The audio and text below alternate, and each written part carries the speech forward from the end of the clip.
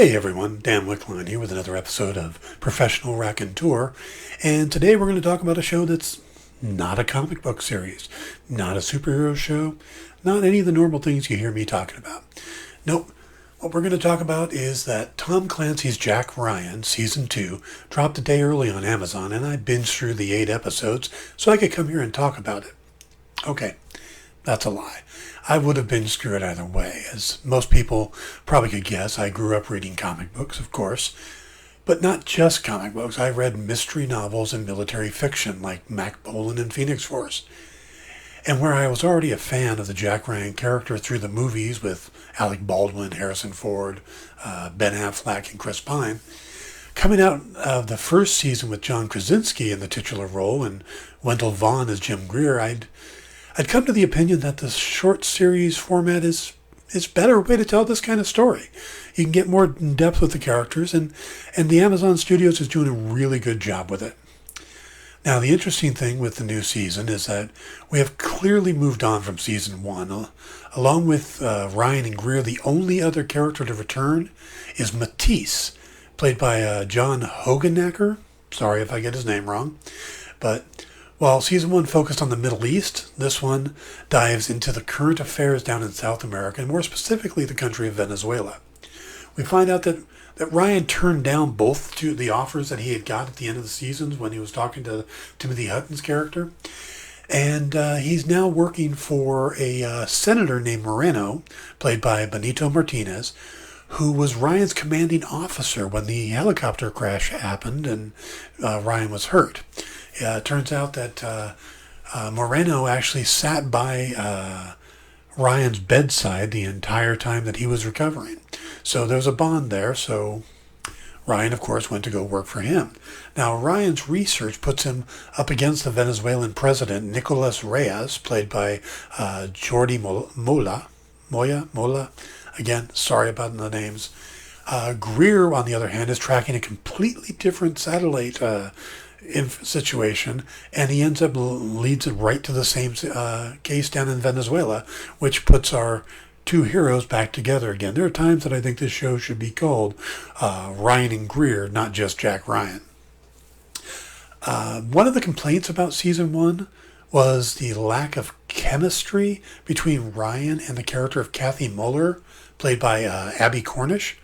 While Muller is supposed to become Miss Ryan, the viewers just didn't feel it and looked like the producers heard them because Muller is nowhere to be seen, which is good because of how we meet a new character named Harriet Bauman, or Harry as they call her, who's played by Nomi Rapace. Again, I'm killing names here. But her character comes in a romantic situation, and we learn, of course, there's much more to her character.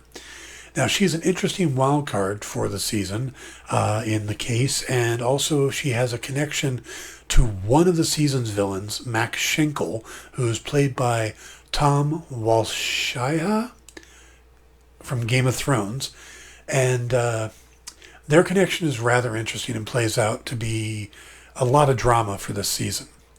Now, the plot is steeped in current political climates as well as science and technology. There was a few times that things came up and I thought, wait a minute, is that really what's going on down in Venezuela?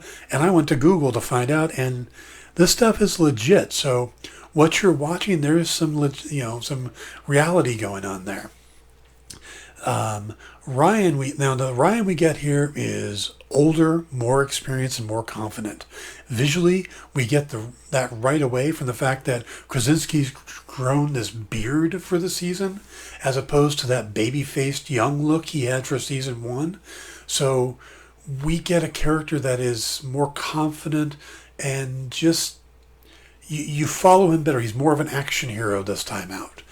Now, there are some other interesting explorations of supporting characters here, including the introduction of Marcus Bishop, a former Navy SEAL washout, played by Jovan Adepo, and Mike November, played by Michael Kelly, who's a CIA operative who is really good this season as well.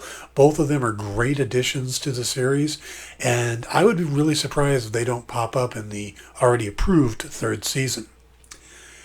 Now, this season here is a slow burn that lays out a lot of the pieces early, then connects the dot as it goes.